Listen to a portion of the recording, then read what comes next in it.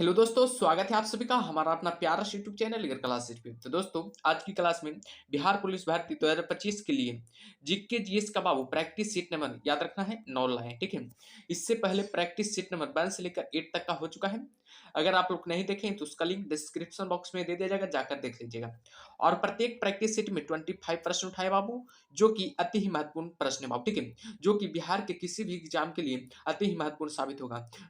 ठीक है, तो चलिए बिना देरी किए हुए क्लास को शुरू करते हैं। इससे पहले कि क्लास पर नए हैं बाबू, तो क्लास को थोड़ा लाइक कर दीजिएगा और क्लास को थोड़ा शेयर कर दीजिएगा, और चैनल को सब्सक्राइब नहीं किया तो सब्सक्राइब कर लीजिएगा, ठीक है।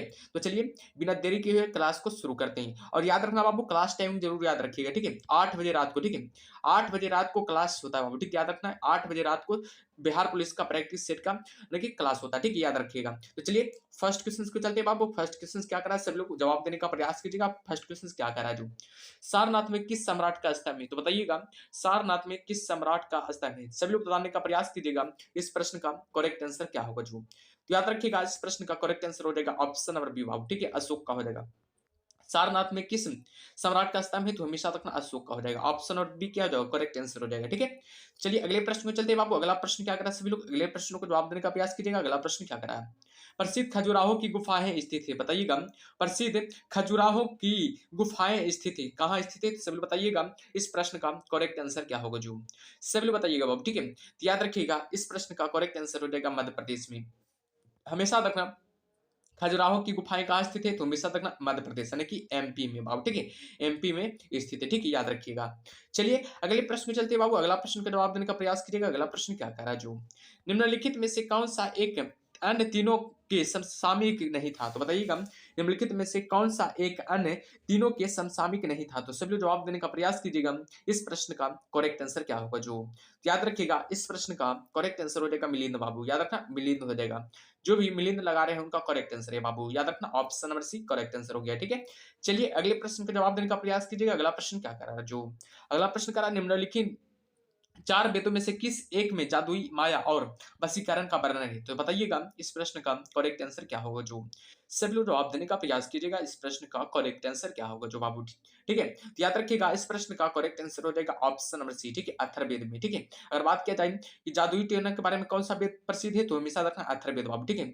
जादुई टोना के लिए कौन जाने जाते हैं, तो याद रखना अथर्ववेद बाबू, ठीक है। और सामवेद किसके लिए जाना जाता है, तो हमेशा रखना संगीत के लिए बाबू, याद रखना है संगीत के लिए कौन जाना जाता है, तो हमेशा रखना सामवेद बाबू, ठीक है। और बात किया जाए वेद कितने प्रकार का होता है, तो हमेशा रखना 4 प्रकार के होता है। हमेशा रखना वेद कितने प्रकार का होता है, 4 प्रकार के होता है। कौन कौन हो गया, ऋग्वेद हो गया, प्रथम यजुर्वेद और सामवेद और अथर्ववेद हो जाएगा, ठीक है, याद रखिएगा।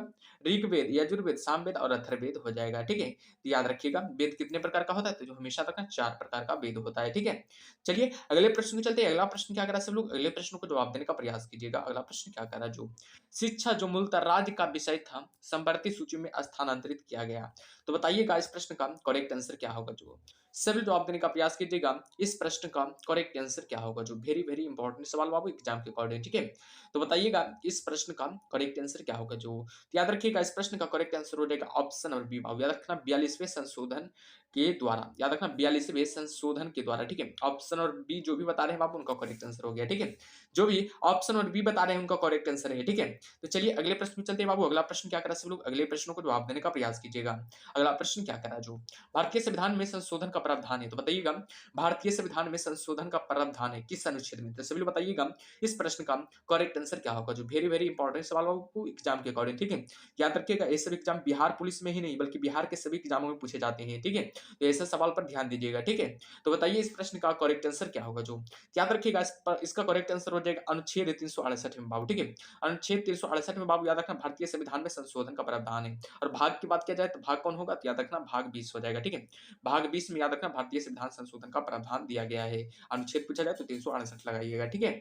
चलिए अगले प्रश्न को चलते हैं। अगला प्रश्न क्या कर रहा है सभी लोग, अगले प्रश्न को जवाब देने का प्रयास कीजिएगा। अगला प्रश्न क्या कर रहा है जो, भारत में पंचायती राज संस्थान संस्थान अपने कोष मुक्ता प्राप्त करते हैं, तो बताइएगा भारत में पंचायती राज संस्थान अपने कोष मुक्ता प्राप्त करते हैं, तो बताइएगा किससे प्राप्त करते हैं, तो सभी लोग जवाब देने का प्रयास कीजिएगा।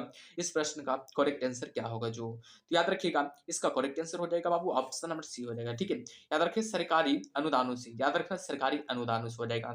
जो भी ऑप्शन नंबर डी बता रहे हैं बाबू उनका करेक्ट आंसर हो गया जी। ऑप्शन नंबर जो भी टी बता रहे हैं उनका करेक्ट आंसर हो गया। ठीक है, चलिए अगले प्रश्न में चलते हैं। अगला प्रश्न क्या करा सब लोग, अगले प्रश्न को जवाब देने का प्रयास कीजिएगा। अगला प्रश्न क्या करा जो स्वतंत्र भारत का प्रथम गवर्नर जनरल कौन था, तो बताइएगा स्वतंत्र भारत का प्रथम गवर्नर जनरल कौन था। तो सभी लोग जवाब देने का प्रयास कीजिएगा। इस प्रश्न का करेक्ट आंसर क्या होगा, जो वेरी वेरी इंपॉर्टेंट सवाल बाबू एग्जाम के अकॉर्डिंग। ठीक है, तो ध्यान दीजिएगा ऐसे प्रश्न पर। ठीक है, जरूर ध्यान दीजिएगा। ठीक है, तो बताइए इस प्रश्न का करेक्ट आंसर क्या होगा, जो ऑप्शन नंबर सी हो जाएगा बाबू, लॉर्ड माउंटबेटन हो जाएगा। माउंटबेटन हो जाएगा। हमेशा रखना स्वतंत्र भारत का प्रथम गवर्नर जनरल कौन था, तो हमेशा रखना लॉर्ड माउंटबेटन हो जाएगा। Option number C correct answer हो जाएगा। ठीक है, इस प्रश्न पर जरूर ध्यान दीजिएगा बाबू, वेरी वेरी इंपॉर्टेंट सवाल है बाबू एग्जाम के अकॉर्डिंग। ठीक है, चलिए अगले प्रश्न पे चलते हैं। अगला प्रश्न क्या करा सब लोग, अगले प्रश्न को जवाब देने का प्रयास कीजिएगा। अगला प्रश्न क्या करा जो भारत एवं अफगानिस्तान के मध्य सीमा रेखा को निर्धारित किया जाता है, तो बताइएगा भारत एवं अफगानिस्तान के मध्य सीमा रेखा को निर्धारित किया जाता है, तो बताइएगा इस प्रश्न का करेक्ट आंसर क्या होगा। जो वीवीआई प्रश्न बाबू, इसे नोट पॉइंट जरूर कीजिएगा इस प्रश्न को। ठीक है, तो बताइए इस प्रश्न का करेक्ट आंसर क्या होगा। जो याद रखिएगा इस प्रश्न का करेक्ट आंसर हो जाएगा डुरंट रेखा। हमेशा रखना भारत एवं अफगानिस्तान के बीच कौन सी रेखा सीमा निर्धारण करती है, तो हमेशा रखना डुरंट रेखा बाबू। ठीक है, ऑप्शन नंबर एक क्या हो जाएगा, करेक्ट आंसर हो जाएगा। और पूछा जाए इसका लंबाई कितना है, तो याद रखना बाबू 2430 मीटर बाबू। ठीक है, याद रखना 24 से 30 किलोमीटर हो जाएगा। सॉरी, 2430 किलोमीटर इसका लंबाई है, यानी कि भारत एवं अफगानिस्तान के मध्य सीमा रेखा की लंबाई कितना है, तो याद रखना 2430 किलोमीटर हो जाएगा। ठीक है, तो हमेशा रखिएगा ऐसे प्रश्न एग्जाम में बनते हैं बाबू। ठीक है, चलिए अगले प्रश्न पे चलते हैं। अगला प्रश्न क्या करा सब लोग, अगले प्रश्न को जवाब देने का प्रयास कीजिएगा। अगला प्रश्न क्या करा जो रेलवे के यात्री डिब्बे निर्मित होते हैं, तो बताइएगा रेलवे के यात्री डिब्बे निर्मित होती है, तो बताइएगा कहाँ निर्मित होते हैं, वाराणसी में, कि चितरंजन में, कि पेराम्बूर में, कि कोचीन में। तो सभी लोग जवाब देने का प्रयास कीजिएगा।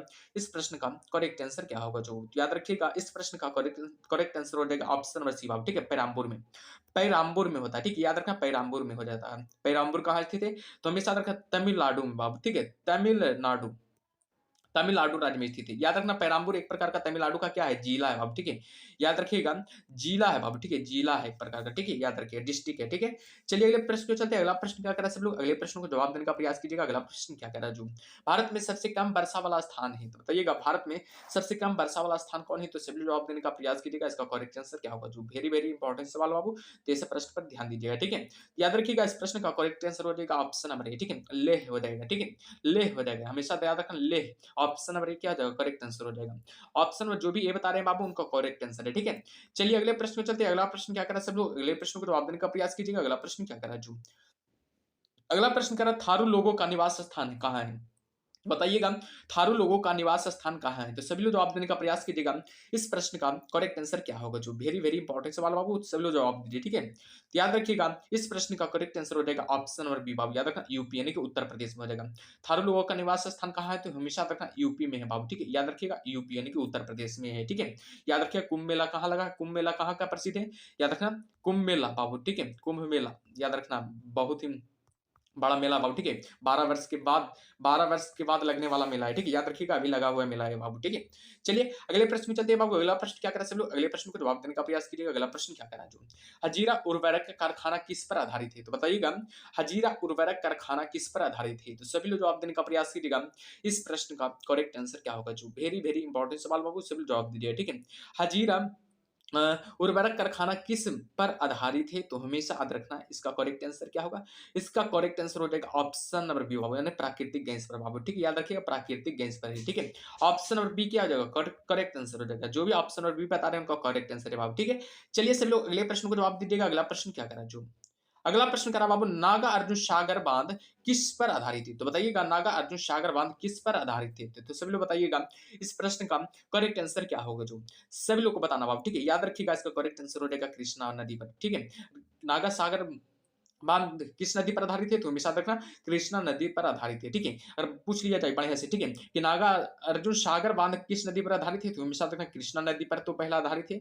और बात किया जाए कि नागा अर्जुन सागर बांध कहाँ स्थित है, तो हमेशा रखना आंध्र प्रदेश में बाबू। ठीक है, याद रखिएगा जो भी पॉइंट लिखते हैं उसे ध्यान दीजिएगा। ठीक है, आंध्र प्रदेश राज्य में अवस्थित है बाबू। ठीक है, याद रखिएगा आंध्र प्रदेश राज्य में अवस्थित है। अगर बात किया जाए कि कि एग्जाम में पूछा जाए कि भारत का सबसे ऊंचा और लंबा बांध कौन है, तो हमेशा रखना नागा नागा अर्जुन सागर बांध हो जाएगा। ठीक है, भारत का ऊंचा तथा लंबा बांध कौन है, तो हमेशा रखना नागा अर्जुन बांध हो जाएगा। ठीक है, नागा अर्जुन बांध भारत का सबसे ऊंचा और लंबा बांध माना जाता है। ठीक है, याद रखिएगा।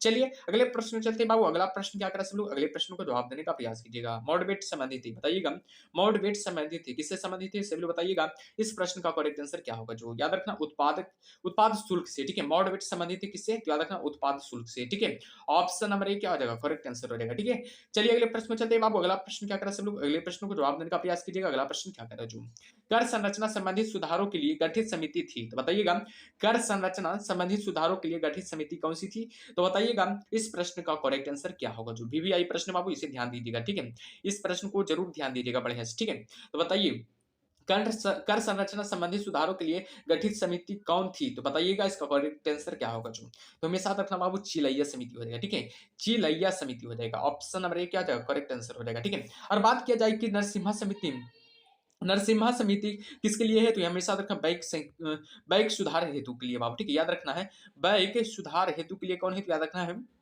नरसिम्हा समिति बाबू। ठीक है, नरसिम्हा समिति हो जाएगा। ठीक है, और पूछा जाए नरसिम्हा समिति का गठन कब हुआ था, तो हमेशा रखना 1991 ईस्वी में बाबू। ठीक है, ध्यान दीजिएगा 1991 ईस्वी में नरसिम्हा समिति का गठन हुआ था। ठीक है, याद रखिएगा। ठीक है, चलिए सभी लोग अगले प्रश्न को जवाब देने का प्रयास कीजिएगा। अगला प्रश्न क्या करा, जो अगला प्रश्न करा एशिया का सबसे पुराना स्टॉक एक्सचेंज कौन है, तो बताइएगा एशिया का सबसे पुराना स्टॉक एक्सचेंज कौन है, तो हमेशा रखना है इसका करेक्ट आंसर क्या होगा, मुंबई हो जाएगा। ठीक है, याद रखें मुंबई एशिया का सबसे पुराना स्टॉक एक्सचेंज माना जाता है। ठीक है, ऑप्शन और बी क्या जाएगा, करेक्ट आंसर हो जाएगा। और पूछा जाए इसका गठन कब हुआ था, तो हमेशा इसका स्थापना कब हुआ था, तो हमेशा रखना 1897 ईस्वी में। ठीक है, 1897 ईस्वी में इसका स्थापना हुआ था बाबू, याद रखिएगा। ठीक है, चलिए अगले प्रश्न को चलते हैं बाबू। अगला प्रश्न क्या करा सब लोग, अगले प्रश्न को जवाब देने का प्रयास कीजिएगा। अगला प्रश्न क्या करा, जो निम्नलिखित में से कौन दावा की कंपनी नहीं है, तो बताइएगा निम्नलिखित में से कौन दावा की कंपनी नहीं है, तो सभी जवाब दीजिएगा इस प्रश्न का करेक्ट आंसर क्या होगा। जो याद रखिएगा इस प्रश्न का करेक्ट आंसर हो जाएगा ऑप्शन नंबर सी बाबू। ठीक है, सेब्राउन हो जाएगा, सेब्राउन हो जाएगा, जो कि एक दावा की कंपनी नहीं है। ठीक है, ऑप्शन नंबर सी क्या हो जाएगा, करेक्ट आंसर हो जाएगा। चलिए सभी लोग अगले प्रश्न को जवाब दीजिएगा। अगला प्रश्न क्या करा, जो भारत में प्रथम अंग्रेजी समाचार पत्र प्रारंभ किया गया था, तो बताइएगा भारत में प्रथम अंग्रेजी समाचार पत्र प्रारंभ किया गया था, तो बताइएगा किसके समय प्रारंभ किया गया था, बताइएगा सभी लोग इसका करेक्ट आंसर क्या होगा। बहुत इंपॉर्टेंट सवाल बाबू एग्जाम के अकॉर्डिंग। ठीक है, तो याद रखिएगा इसका करेक्ट आंसर हो जाएगा ऑप्शन नंबर बी बाबू। ठीक है, जे ए हिक्की ने। ठीक है, जे ए हिक्की ने बाबू, याद रखना भारत में प्रथम अंग्रेजी समाचार पत्र प्रारंभ किया था। ठीक है, एग्जाम में पूछा जाए कि भारत में प्रथम अंग्रेजी समाचार पत्र का प्रारंभ किसने किया था, तो जे ए हिक्की ने किया था बाबू। ठीक है, जे ए हिक्की ने ही किया था। याद रखना है पहले प्रथम अंग्रेजी समाचार पत्र को क्या कहा जाता है, साप्ताहिक पत्र भी कहा जाता है बाबू। ठीक, याद रखिएगा इसे साप्ताहिक पत्र भी कहा जाता है, ध्यान दीजिएगा साप्ताहिक पत्र किसे कहा जाता है, तो हमेशा रखना प्रथम अंग्रेजी समाचार पत्र को। ठीक है, और यार एक और नाम से जाना जाता है बाबू। ठीक है, याद रखिएगा एक और नाम से जाना जाता है, कौन, बंगाल गजट के नाम से बाबू। ठीक है, बंगाल गजट भी किसे कहा जाता है, तो हमेशा रखना अंग्रेजी समाचार पत्र को बाबू। ठीक है, बंगाल गजट, बंगाल गजट किसे कहा जाता है, तो हमेशा रखना अंग्रेजी समाचार पत्र को बंगाल गजट कहा जाता है बाबू। ठीक है, इसका आरंभ कब कहाँ हुआ था, तो हमेशा रखना कोलकाता में हुआ था बाबू। ठीक है, याद रखिएगा कोलकाता में इसका आरंभ हुआ था। ठीक है, कोलकाता में आरंभ हुआ था, कब हुआ था, तो याद रखना 1779 ईस्वी में। ठीक है, 1779 ईस्वी में इसका आरंभ हुआ था बाबू, याद रखिएगा 1779 ईस्वी में। ठीक है, चलिए अगले प्रश्न को जवाब दीजिएगा। अगला प्रश्न क्या करा, जो अगला प्रश्न करा कि भारत में आने वाला प्रथम यूरोपीय थे, बताइएगा भारत आने वाला प्रथम यूरोपीय कौन थे, तो सभी बताइएगा इस प्रश्न का करेक्ट आंसर क्या होगा। जो याद रखिएगा इस प्रश्न का करेक्ट आंसर हो जाएगा ऑप्शन नंबर डी बाबू। याद रखिए पुर्तगाली हो जाएगा। भारत आने वाला प्रथम यूरोपीय कौन थे, तो पुर्तगाली था। ठीक है, ऑप्शन नंबर डी क्या हो जाएगा, करेक्ट आंसर हो जाएगा। पूछा जाए भारत आने वाले प्रथम यूरोपीय कौन थे, तो याद रखिएगा पुर्तगाली बाबू। ठीक है, पुर्तगाली हो जाएगा। ठीक है, पुर्तगाली आया था। ठीक है, और पुर्तगाली में भी कौन आया था, तो याद रखना वास्को डी गामा बाबू। ठीक है, याद रखिएगा वास्को डी गामा। ठीक है, वास्को डी गामा हो जाएगा। ठीक है, वास्को डिब्बा वाला नहीं, वास्को डी गामा हो जाएगा। ठीक है, भारत कब आया था, तो याद रखना वास्को डी गामा भारत कब आया था, तो याद रखना 1498 को। ठीक है, 1498 का बाबू याद रखिएगा भारत आया था। कहाँ आया था, तो भारत में याद रखना केरल में बाबू। ठीक है, भारत में केरल में है एक कालीकट जगह। ठीक है, केरल केरल में एक कालीकट जगह है, वहां पर आए थे, ठीक है। किस किस चीज के लिए आए थे? तो याद रखना व्यापार के लिए आया था बाबू, ठीक है। किस चीज के लिए आया था? तो याद रखना व्यापार के लिए। किस चीज का व्यापार के लिए? तो याद रखना मसाला के व्यापार के लिए, ठीक है। मसाला के व्यापार के लिए आया था बाबू, बाबू याद रखिएगा, ठीक है। चलिए अगले प्रश्न में चलते हैं बाबू। अगला प्रश्न क्या करा सब लोग? अगले प्रश्न को जवाब देने का प्रयास कीजिएगा। अगला प्रश्न क्या करा जो सती प्रथा की रीति को अवैध घोषित किया था? तो बताइएगा, सती प्रथा की रीति को अवैध घोषित किसने किया था? तो हमेशा याद रखना इसका करेक्ट आंसर क्या होगा? ऑप्शन नंबर सी बाबू, ठीक है। लॉर्ड विलियम बेंटिक ने, ठीक है। लॉर्ड विलियम बेंटिक ने बाबू याद रखना है सती प्रथा के कृति को अवैध घोषित किया था, ठीक है। ऑप्शन नंबर सी क्या आ जाएगा? करेक्ट आंसर हो जाएगा, ठीक है। और पूछा जाए सती प्रथा की रीति को अवैध घोषित कब किया गया था? तो हमेशा याद रखना 1829 ईस्वी में, ठीक है। 1829 ईस्वी में किसके द्वारा किया गया था? तो विलियम बेंटिक के द्वारा, ठीक है। विलियम बेंटिक के द्वारा, ठीक है, याद रखिएगा। विलियम बेंटिक के द्वारा, बेंटिक के द्वारा किया गया था, ठीक है, याद रखिएगा। चलिए अगले प्रश्न में चलते हैं बाबू। अगला प्रश्न क्या करा सब लोग? अगले प्रश्न को जवाब देने का प्रयास कीजिएगा। 1857 ईस्वी में प्रथम भारतीय विश्वविद्यालय खोला गया था। तो बताइएगा 1857 ईस्वी में प्रथम भारतीय विश्वविद्यालय खोला था कि कब कहाँ खोला था? तो सब लोग बताइएगा इस प्रश्न का करेक्ट आंसर क्या होगा जो याद रखिएगा। इस प्रश्न का करेक्ट आंसर हो जाएगा ऑप्शन और बी बाबू, कोलकाता में खोला था, ठीक है। कलकत्ता में खोला गया था, option number B correct answer हो जाएगा। और पूछा जाए कि भारत में प्रथम भारतीय विश्वविद्यालय कहाँ खोला गया था? तो कलकत्ता में खोला गया था। बात तो कलकत्ता में तो खोला गया ही था। कब खोला गया था? एग्जाम में बहुत बार पूछा जाता है कि कब खोला गया था। तो याद रखना 24 जनवरी बाबू, ठीक है। 24 जनवरी 1857 को खोला गया था, ठीक है। 24 जनवरी 1857 को ये खोला गया था, ध्यान दीजिएगा। 24 जनवरी 1857 को खोला गया था, ठीक है। चलिए अगले प्रश्न में चलते हैं बाबू। अगला प्रश्न क्या करा सब लोग? अगले प्रश्न को जवाब देने का प्रयास कीजिएगा। कुतुब मीनार का निर्माण किसके द्वारा पूरा किया गया था? तो बताइएगा कुतुब मीनार का निर्माण किसके द्वारा पूरा किया गया था? ध्यान दीजिएगा, बढ़िया से सवाल पढ़िएगा फिर जवाब दीजिएगा, ठीक है। कुतुब मीनार का निर्माण किसके द्वारा पूरा किया गया था? तो हमेशा याद रखना कुतुबुद्दीन ऐबक के द्वारा, जी नहीं, कुतुबुद्दीन ऐबक के द्वारा नहीं, इल्तुतमिश के द्वारा, ठीक है। इल्तुतमिश के द्वारा कुतुब मीनार का निर्माण किया गया था, ठीक बाबू, यानी कि पूरा काम किया गया था बाबू, ठीक याद रखिएगा। ऑप्शन नंबर बी क्या आ जाएगा? करेक्ट आंसर हो जाएगा, ठीक है। लेकिन अगर बात किया जाए कुतुबुद्दीन ऐबक के बारे में, कुतुबुद्दीन ऐबक ने बाबू कुतुब मीनार के निर्माण यानी कि शुरू किया था बाबू, ठीक है। काम को किसने शुरू किया था? तो याद रखना कुतुबुद्दीन ऐबक ने। कब किया था? तो हमेशा याद रखना कब किया था। याद रखना 1192 ईस्वी में शुरुआत किया था काम को, यानी कि कुतुब मीनार को बनाने के लिए शुरू कर दिया था बाबू। लेकिन पूरा कब हुआ था? इल्तुतमिश के द्वारा कब पूरा किया गया था? तो याद रखना 1220 ईस्वी में। 1220 ईस्वी में अंतिम कर दिया गया था, ठीक है, याद रखिएगा। चलिए अगले प्रश्न में चलते हैं बाबू। अगला प्रश्न क्या करा? अगला प्रश्न क्या करा? सब लोग जवाब दीजिएगा। लाल किला का निर्माण किसके शासनकाल में हुआ था? तो बताइएगा लाल किला का निर्माण किसके शासनकाल में हुआ था? तो सब लोग बताइएगा इस प्रश्न का करेक्ट आंसर क्या होगा? जो वेरी वेरी इंपॉर्टेंट सवाल बाबू, जवाब दीजिएगा, ठीक है। याद रखिएगा शाहजहां के काल में हुआ था, ठीक है। लाल किला का निर्माण किसके काल में हुआ था? तो याद रखना शाहजहां के काल में हुआ था। एग्जाम में पूछा जाए लाल किला का निर्माण किसके शासनकाल में हुआ था? तो हमेशा याद रखना है शाहजहां, याद रखिएगा बाबू, शाहजहां के शासनकाल में हुआ था। कब हुआ था? याद रखना बाबू 1648 ईस्वी में, ठीक है। 1648 ईस्वी में हुआ था। और बात किया जाए लाल किला कहाँ स्थित है? तो हमेशा याद रखना दिल्ली में स्थित है बाबू, ठीक है। दिल्ली में स्थित है बाबू, याद रखना है, ठीक है। चलिए अगले प्रश्न में चलते हैं बाबू। अगला प्रश्न क्या करा सब लोग बताइएगा। हमीदा बानो बेगम की माँ थी, बताइएगा हमीदा बानो बेगम की माँ थी, किसकी माँ थी? तो हमेशा याद रखना अकबर, सम्राट अकबर की माँ थी बाबू, ठीक है। हमीदा बानो बेगम किसकी माँ थी? तो हमेशा याद रखना सम्राट अकबर की माँ थी। Option number B correct answer हो जाएगा। तो बस चलिए क्लास अंतिम हो गया। बताइएगा आप लोग क्लास कैसा लगा? आप लोग कमेंट में जरूर बताइएगा क्लास कैसा लगा जवाब, ठीक है। और बताइएगा आप लोग कितना प्रश्न सही किए, 25 में से कितना प्रश्न सही किए, ईमानदारी से बताइएगा सब लोग, ठीक है, कमेंट बॉक्स में। तो चलिए अगले क्लास में मिलते हैं, तब तक के लिए ओके बाय।